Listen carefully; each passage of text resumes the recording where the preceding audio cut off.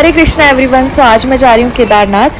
केदारनाथ जाने के लिए मैं आपको पूरा रास्ता बताऊंगी, आप कैसे केदारनाथ पहुँच सकते हैं। सबसे पहले आप किसी भी स्टेट से आ रहे हैं तो हरिद्वार तक पहुँच जाएं। हरिद्वार तक अगर आप बाई ट्रेन आना चाहते हैं, बाई ट्रेन भी आ सकते हैं या फिर आप बाय बस भी आ सकते हैं। 500 से 700 रुपये में आप हरिद्वार पहुंच जाओगे। हरिद्वार में आपको गढ़वाल बस स्टैंड आना है, जहां से आपको सोनप्रयाग के लिए बस मिलेगी। बस का जो चार्ज होगा सोनप्रयाग तक का, वो अराउंड आपका 500 से 600 के बीच होगा। अगर आप अर्ली मॉर्निंग हरिद्वार पहुंच जाते हो तो वो ज़्यादा बेटर होगा, बिकॉज 9 से 10 घंटे का टाइम लगता है आपको हरिद्वार से सोनप्रयाग पहुंचने का।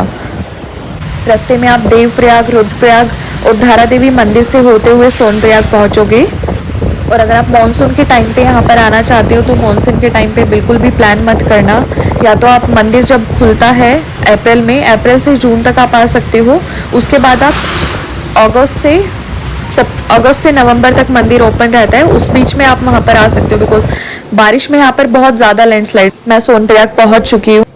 सोनप्रयाग में चाहे तो आप रेस्ट भी कर सकते हैं एक रात, और नेक्स्ट डे से आप अपनी ट्रैकिंग शुरू कर सकते हैं। मैंने सेम डे ही ट्रैकिंग शुरू कर दी थी। मैं पहुंच गई थी सोनप्रयाग से गौरीकुंड के। सो अब मैं जा रही हूँ सोनप्रयाग के टैक्सी स्टैंड, वहां से मैं गौरीकुंड के लिए टैक्सी लूंगी।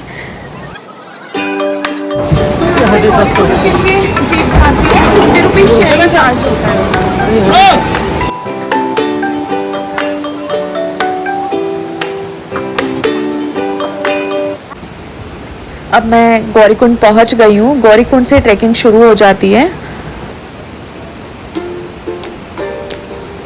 यहाँ पर आप किसी भी टाइम आओ, बट एक रेन कोट साथ में ज़रूर कैरी करना। यहाँ पर किसी भी टाइम बारिश हो सकती है, और एक वार्म जैकेट भी अपने साथ ज़रूर रखना। प्लस में ग्लूकोज भी ज़रूर रखना। आप ट्रैकिंग करते हो तो आपकी बॉडी डिहाइड्रेट हो जाती है, तो आपको वो हाइड्रेशन में हेल्प करेगा। और आप वाटरप्रूफ शूज़ या फिर क्लॉग्स पहन सकते हो, जिसमें बारिश में आपके शूज़ गीले ना हो। और साथ में एक मेडिकल किट भी रखें, जिसमें आपको नॉर्मल सी मेडिसिन लाइक पैरासीटामोल, कॉम्बीफ्लेम और पेन किलर उसमें हो, बिकॉज आप ऊपर चढ़ के जाते हो तो आप बहुत ज़्यादा थक जाते हैं, तो आपको मेडिसिन की रिक्वायरमेंट पड़ेगी। ट्रैकिंग जहाँ से स्टार्ट होती है, वैसे तो वहाँ पर 16 किलोमीटर लिखा हुआ है रास्ता, बट ये 16 किलोमीटर नहीं है। आगे पहले जो पुराना रास्ता था वो 16 किलोमीटर था, बट ये नया वाला रास्ता है, ये आपका 22 किलोमीटर के अराउंड पड़ता है। रास्ते में आपको रुद्रफॉल और भीमबली देखने को मिलेगा, और मौसम का लुत्फ उठाते हुए आप केदारनाथ तक पहुंच जाओगे। आप बीच में बहुत ज़्यादा थक भी जाओगे तो बीच में आप रेस्ट लेते रहना। आधे घंटे में, 1 घंटे में चल के आप बहुत ज़्यादा थक जाते हो तो उस टाइम पे रेस्ट ज़रूर लेना। ये है रुद्रफॉल।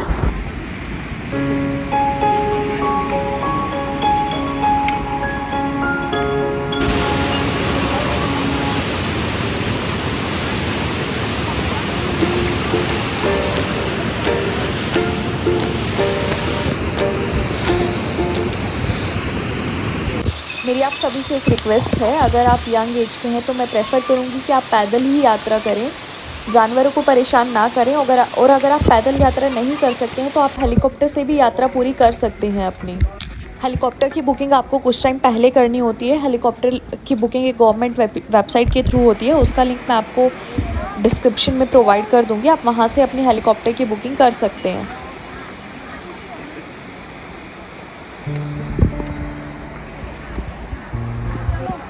आगे से मैं शॉर्टकट रास्ता लूँगी।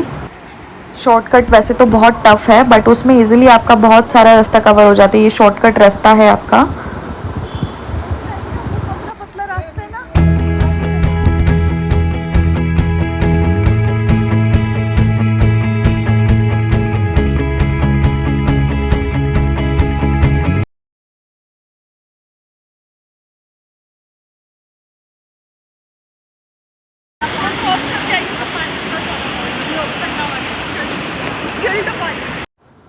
ये जो सामने वाला पहाड़ है,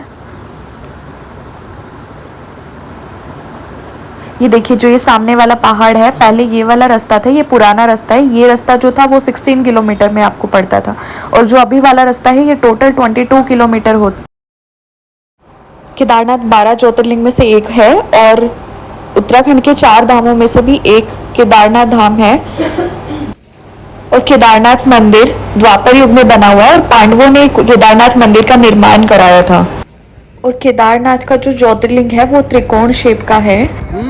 और जो केदारनाथ त्रिकोण ज्योतिर्लिंग की जो मान्यता है वो इस प्रकार है कि जब पांडवों ने युद्ध में जीत हासिल कर ली थी और उन्होंने युद्ध में अपने बहुत सारे भाइयों का वध किया था, इससे शिवजी भगवान उनसे प्रसन्न नहीं थे और पांडवों को शिवजी भगवान का आशीर्वाद चाहिए था, तो वो उनके आशीर्वाद लेने के लिए सबसे पहले काशी जाते हैं।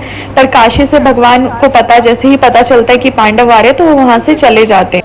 फिर भोलेनाथ केदारनाथ आ जाते हैं, तो पांडव भी उनके पीछे पीछे आ जाते हैं केदारनाथ।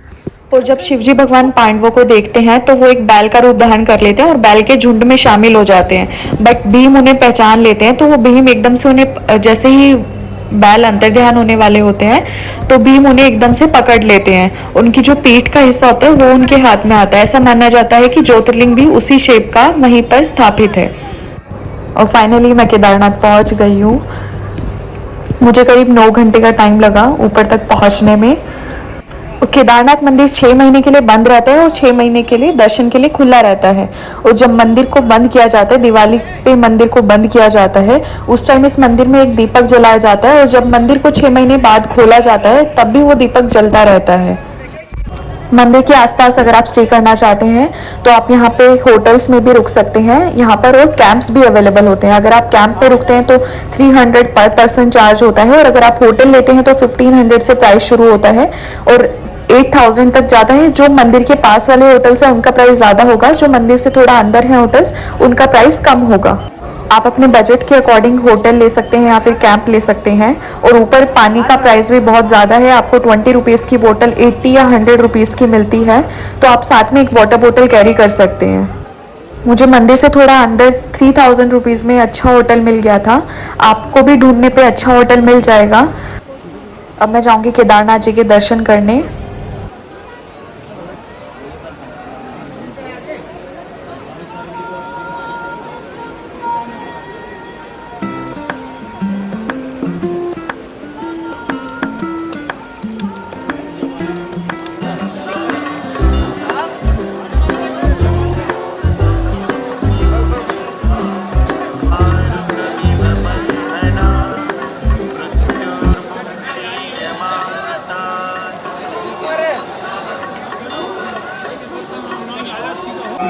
ये वीडियो संध्या आरती की है, जब शाम वाली जो आरती होती है उसकी वीडियो ये है। 400 साल तक ये मंदिर बर्फ़ में ढका हुआ था और इसको देख के कहीं से भी नहीं लगता है कि ये मंदिर 400 साल तक बर्फ़ में ढका हुआ था। इसका पूरा स्ट्रक्चर एज इट इज़ है, कुछ भी इस मंदिर में हार्म नहीं हुआ है। आप लोग देख सकते हो इस मंदिर को।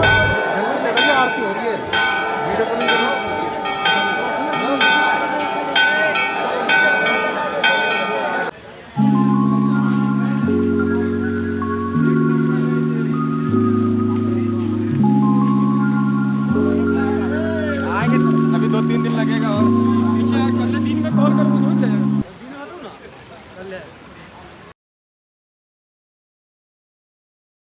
नेक्स्ट डे अर्ली मॉर्निंग ही आप उठ के मंदिर के दर्शन के लिए आ सकते हैं। अगर आप अर्ली मॉर्निंग आते हैं तो काफ़ी कम भीड़ मिलेगी आपको। और अगर आप वीआईपी पूजा आपने कोई बुक की है तो उसका प्राइस 5000 रुपीज़ है यहाँ पर। केदारनाथ जी के दर्शन मैंने अब कर लिए हैं और दर्शन करने के बाद मैं जा रही हूँ मंदिर के पीछे जहाँ पर भीमशिला है और आदि शंकराचार्य जी की मूर्ति बनी हुई है। जब 2013 में बाढ़ आई थी तो इस भीमशिला ने ही मंदिर को बाढ़ से बचाया था।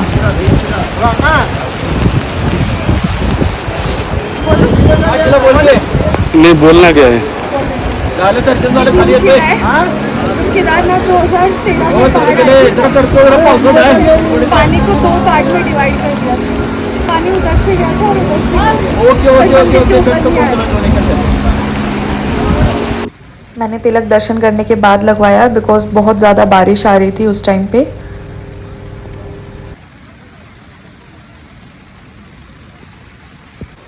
तिलक लगवाने के बाद मैं जा रही हूँ आदि शंकराचार्य जी के दर्शन करने के लिए। मंदिर के जस्ट पीछे ही ये रास्ता है जहाँ से आदि शंकराचार्य जी की मूर्ति तक हम पहुँच सकते हैं। आदि शंकराचार्य जी ने ही भारत में 4 धाम और उत्तराखंड के 4 धाम का निर्माण किया था कलयुग में।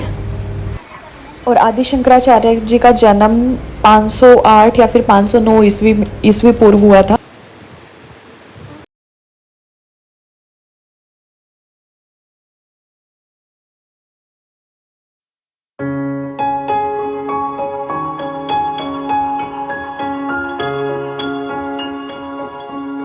ये है आदि शंकराचार्य जी। आदि शंकराचार्य जी के दर्शन करने के बाद ऊपर भी जा सकते हैं आप, जहाँ पर भैरव बाबा का मंदिर है। अब मैं वापस गौरीकुंड जा रही हूँ ट्रैकिंग करके ही।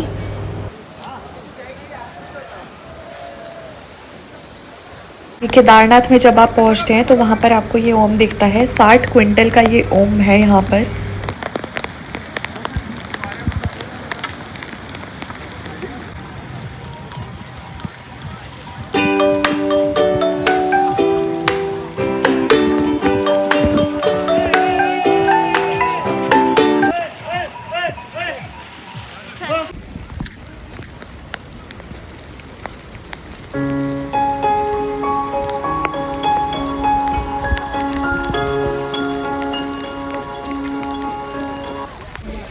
सो फाइनली मेरी पूरी यात्रा हो चुकी है। मैं नीचे वापस आ चुकी हूँ, गौरीकुंड में पहुँचने वाली हूँ।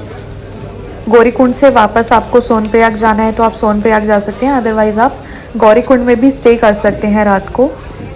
उतरते टाइम आपको ज़्यादा टाइम नहीं लगेगा बिकॉज़ लैंडिंग होती है, और उतरते टाइम आप बिल्कुल भी शॉर्टकट्स का यूज़ ना करें बिकॉज़ आपका पैर स्लिप हो सकता है।